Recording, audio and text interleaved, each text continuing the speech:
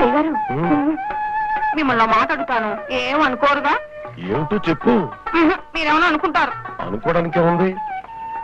పాలల్లో నీళ్లు కలుపుదాం అనుకుంటున్నావా? కలిపి ఈ ఇంట్లో అంతా కల్తీ మనుషులే, ఏం పర్వాలేదు. అది కాదండి. మరి ఏమిటో చెప్పు. ఒకసారి తుమ్మండి. తుమ్మాలా? తుమ్మితే నీ చీర ఊడిపోతుంది. అందుకోసమేనండి తుమ్మంటుంది. మీరు తుమ్మడం నా చీర ఊడిపోవడం ఎంత సరదాగా ఉంటుందో తెలుసా? ఏమిటి సరదాగా ఉంటుందా? ఈ విషయం ఆవిడికి తెలిస్తే నిన్ను చావు కొడుతున్నా. వెళ్ళి అబ్బా అమ్మగారు ఇటు రారులేండి. ఓసారి తుమ్మండి. నేను తుమ్మను. తుమ్మండి. నేను తుమ్మను. తుమ్మరా? మీరు కనుక తుమ్మకపోతే తాటి పిలిచి నా చెయ్యట్టుకున్నారని అమ్మగారు చెప్తాను. బాబోయ్, ఇది ఎక్కడ సరదా? చీర ఊడిపోవడం సరదా ఏంటి? తుమ్మండి. తుమ్మరా? అమ్మగారు ఉండదు.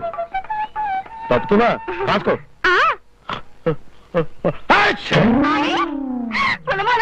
ఏమండి ఇంకొకసారి తుమ్మండి. నీ బొంద విర్రావేశంలో తుమ్మంటున్నావు గాని ఇంకోసారి తుమ్మితే లంగా కూడా జారిపోతుంది. అందుకేగా తుమ్మంట. అమ్మ బాబు ఆవిడొస్తుంది. త్వరగా తీరగట్టుకో. ఏమిటి తుమ్మేశారా? ఆపుకుందాం అనుకున్నాను, ఆగలేదు. ఇక మీతో పాలు నేనే పోయించుకుంటాను. పోవే. మీకు అసలు బుద్ధి జ్ఞానం ఉందా? తుమ్ముకొస్తే ఆపు కావాలి కానీ పాలమ్మ ముందు తుమ్ముతారా? అసలు మిమ్మల్ని చెప్తున్నాను ఆగిపో, లేకపోతే తుమ్మ ఆగదు.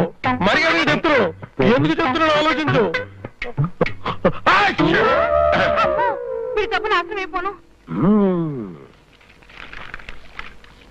ఏమిట్రా ఉడిలిపోయిన తోట కూరగాళ్ళగా మొహం వేలాడేసుకుని వస్తున్నావు? ఏమైంది? ఏం లేదు నాన్న, జీవితంలో పైకి రావాలని ఎన్నో ఆశలు పెట్టుకున్నాను. కానీ నా దురదృష్టం ముందు నడుస్తుంటే నేనేం చేయగలను? ఏం చెయ్యాలో మీ అమ్మ చెబుతుంది. అసలు ఏం జరిగిందో నువ్వు చెప్పు. ప్రమోషన్ వస్తుందని చెప్పానా? ఆ ప్రమోషన్ కోసం కొంతమంది ఆఫీస్ లో జిఎంకి 5,000 లంచం ఇస్తానని ఆఫర్ చేస్తున్నారు. అంత మాత్రం దానికి ఎందుకు బాధపడతావు? అందరూ 5,000 ఇస్తానంటే నువ్వు 10,000 ఇస్తానని చెప్పు. ప్రమోషన్ కొట్టి. Very good idea. అమ్మా ఆ 10,000 ఇటు పడాయి. ఆ జిఎం గడి మోహన్ కొడతాను, ప్రమోషన్ సంపాదిస్తాను. ఈ తాళాలి. ఇంట్లో డబ్బు పైసా తాగటానికి వీల్లేదు. మరి 10,000 ఎక్కడి నుంచి వస్తాయి? అవును, ఎక్కడి నుంచి వస్తాయి?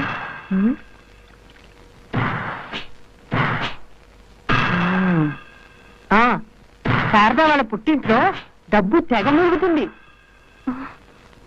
ఇప్పుడే శారదా వాళ్ళ పుట్టింటికి వెళ్తుంది, 10,000 తీసుకొస్తుంది. అత్తయ్య, మా అమ్మ దగ్గర అంత డబ్బు ఎక్కడ అత్తయ్య? ఆవిడంత పేదరికం అనుభవిస్తుందో మీకు తెలుసు కదా. నార్మల్, ఆ డబ్బు మా కోసం ఏమన్నా అడిగా? ఆ డబ్బు తెస్తే నీ మొగుడు జీతం పెరుగుతుంది, నువ్వు సుఖపడతావేమోనని. అత్తయ్య, మా అమ్మ తన్ని పోషించుకోవడం కోసం కూలి పని చేసుకుంటుంది అత్తయ్య. కథలు చెప్పకే, ముందు మా అమ్మ చెప్పినట్టు చెయ్యి. వెళ్ళు, మీ ఇంటికి డబ్బు తీసుకురా. వెళ్ళు. అత్తయ్య, నా మాట నమ్మండి అత్తయ్య. నా బిడ్డ మీద ప్రమాణం చేసి చెప్తున్నాను, పూట తిండికి గతిలేని మా అమ్మ 10,000 రూపాయలు ఎక్కడి నుంచి తేగలదు అత్తయ్య? ఇది మాటలతో వినే ఘటం కాదురా, 4 తగిలిస్తే గానీ వినదు. ఆ దవడా ఈ దవడా వాయిస్తే గానీ ఇక్కడి నుంచి కదలదు. ఏమే, వెళ్ళు. నువ్వు ఇంటికి వెళ్ళి మీ అమ్మని 10,000 తీసుకురా. నువ్వు 10,000 తీసుకొస్తేనే ఇంట్లో అడుగు పెట్టు, తెలిసిందా? లేకపోతే లేదు. వెళ్ళు.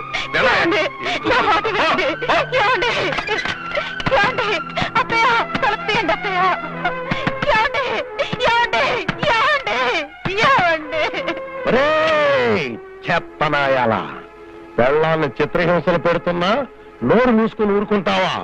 క్యాన్సర్ కి ఎయిడ్స్ కి మందులున్నాయేమో గాని మీ డబ్బు జబ్బుకు మందు లేదురా. నిన్ను మీ అమ్మని నరికి పోగులు పెడతాను రా.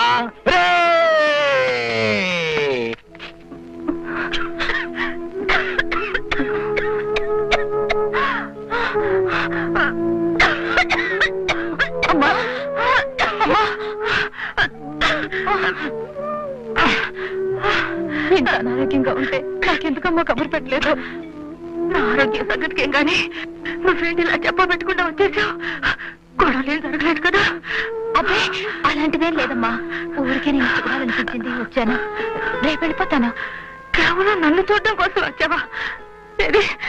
నా కళ్ళల్లోకి చూసి చెప్పా మాట. అమ్మా శారదా, మాట దాచగలవు గాని మనసు ఎలా దాచుకోగలవమ్మా? పిచ్చి తల్లి, నీ బాధని నాతో చెప్పుకోకపోతే ఇంకెవరితో చెప్పుకుంటావమ్మా? వాళ్ళు మళ్ళీ నిన్ను డబ్బు తెమ్మన్నారు కదా. మా అమ్మ డబ్బు ఎక్కడి నుంచి తెస్తుంది అంటే నిన్ను కొట్టారు. డబ్బు తీసుకురాకపోతే నీకు విడాకులు ఇస్తామన్నారు కదా. అమ్మా అదేం కాదు, నేను నిన్ను చూడటానికి వచ్చానమ్మా. పిచ్చి తల్లి, బిడ్డ ఆకలేసి ఏడుస్తుందో, ఏదైనా బాధ వల్ల ఏడుస్తుందో కన్న తల్లికి బిడ్డ చెప్పకపోయినా తెలుస్తుందమ్మా.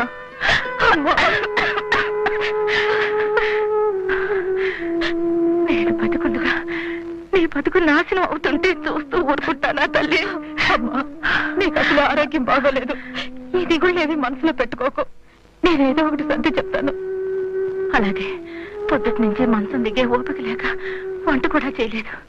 ఆకలేస్తుంది, కాస్త వంట చేసి పెట్టమ్మా. అలాగేనమ్మా.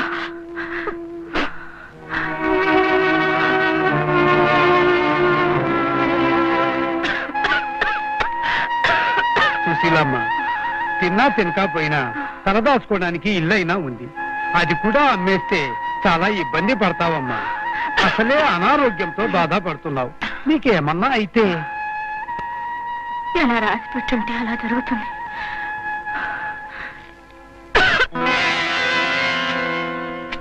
అమ్మా, నేను ఇల్లమ్మి మీకు డబ్బు ఇచ్చిన సంగతి నా కూతురికి చెప్పకండి అమ్మా. నేనేమైపోతానో అని బెంగ పెట్టుకుంటుంది. అలాగే అమ్మా, నేను బతికినన్ని రోజులు బతకను. నేను పోతే మా శారదకి కష్టం పంచుకునే వాళ్ళు కూడా ఎవరు లేరు.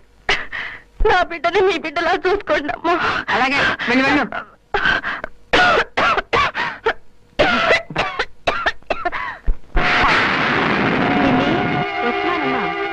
హాస్పిటల్ దాకా వెళ్ళొస్తాను వెళ్ళిన అమ్మ చీకటి పడినా ఇంకా రాలేదు.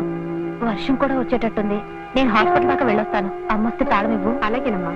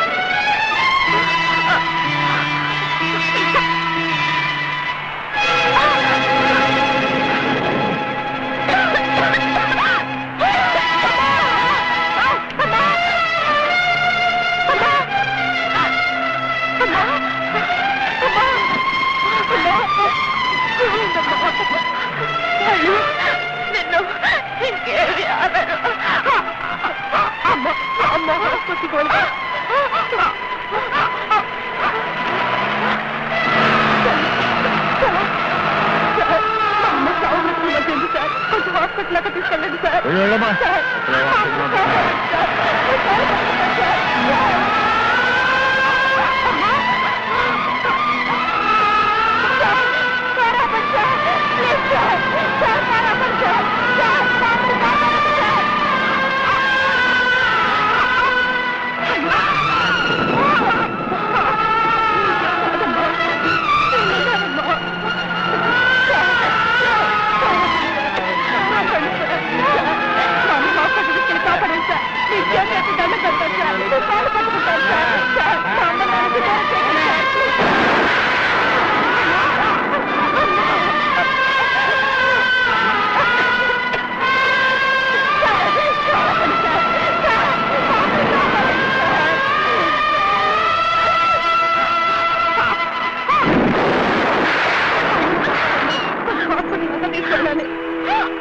సరే పదనమ్మా. అమ్మా రామ్మ హాస్పిటల్ అమ్మా అమ్మా